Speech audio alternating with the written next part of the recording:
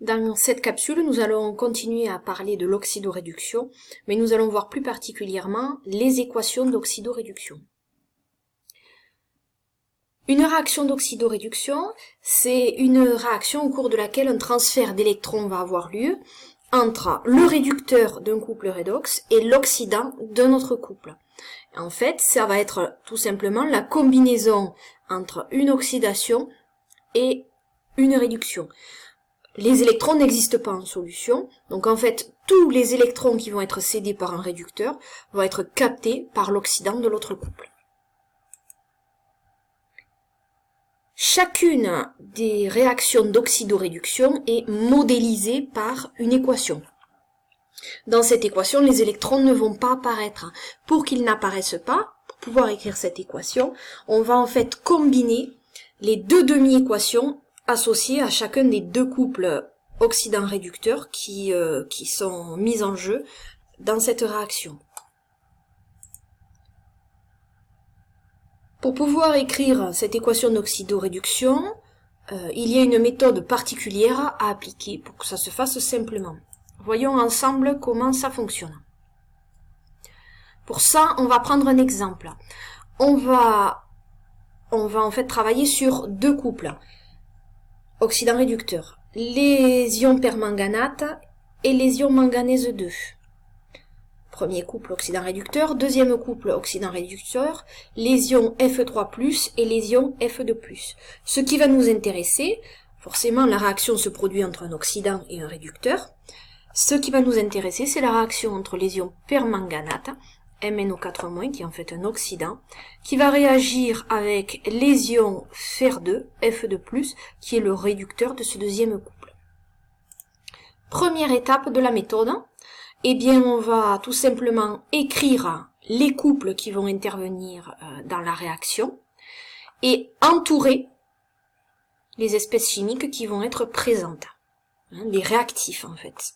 Donc on a dit que c'était les ions permanganate qui allaient réagir avec les ions Fer2. Étape suivante, eh bien en fait on va appliquer ce qu'on a vu dans la capsule précédente. On va écrire, donc je reviens pas dessus dans cette capsule là, on va écrire les deux demi-équations en mettant les réactifs à gauche. Donc là, les ions MnO4- et les ions F2+, qui sont les réactifs, l'oxydant et le réducteur réactif. Alors, on a dit que en solution, il n'y avait pas d'électrons. Le problème que j'ai ici, c'est que dans cette première demi-équation, j'ai 5 électrons qui sont mis en jeu, et dans cette deuxième demi-équation, je n'ai qu'un seul électron. Donc, si on additionnait maintenant en fait ces deux demi-équations, on se retrouvera avec des électrons dans l'équation de la réaction. Et ça, ce n'est pas possible. Donc, il va falloir faire en sorte que ces électrons n'apparaissent pas dans l'équation finale. Alors pour ça, en fait, il va falloir multiplier ici, pour avoir 5 électrons dans chaque demi-équation, et bien en fait on va multiplier cette deuxième demi-équation par 5. Ce qui nous fait 5F2+, qui donne 5F3+, plus 5 électrons.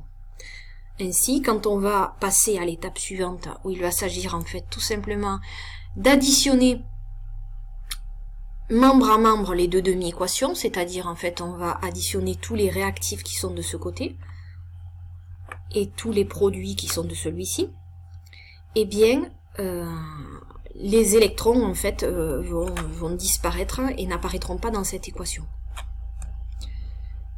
Si vous avez fait vos demi-équations correctement, on doit se retrouver à la fin avec une équation de réaction dans laquelle, en fait, il y a bien la conservation des éléments chimiques, mais aussi la conservation de la charge électrique. Donc, à vous de vérifier à la fin.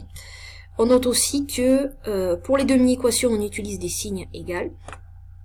Et pour écrire l'équation de la réaction, on utilisera une flèche. Avant de terminer cette capsule, je voudrais quand même vous donner quelques exemples de réactions d'oxydoréduction qui se produisent au quotidien et qui font très souvent intervenir un couple oxydant-réducteur, donc le dioxygène et l'eau. Donc par exemple pour la corrosion des métaux. la corrosion des métaux, qui n'est autre en fait qu'une oxydation. Un autre exemple d'oxydation, celle de la pomme qu'on laisse à l'air libre. Vous voyez que cette partie de la pomme n'a pas été oxydée parce qu'on a mis, vous connaissez certainement l'astuce, du jus de citron. Le jus de citron, on appelle ça un antioxydant. Pourquoi on appelle ça un antioxydant? Parce qu'en fait, le dioxygène, au lieu d'oxyder directement la pomme, va oxyder le jus de citron. Une dernière que vous avez certainement vue au collège, ce sont les combustions qui font également intervenir ce même couple. Voilà. J'espère avoir été la plus claire possible. Si ce n'est pas le cas, si vous avez des questions, préparez-les et on y reviendra dessus en classe.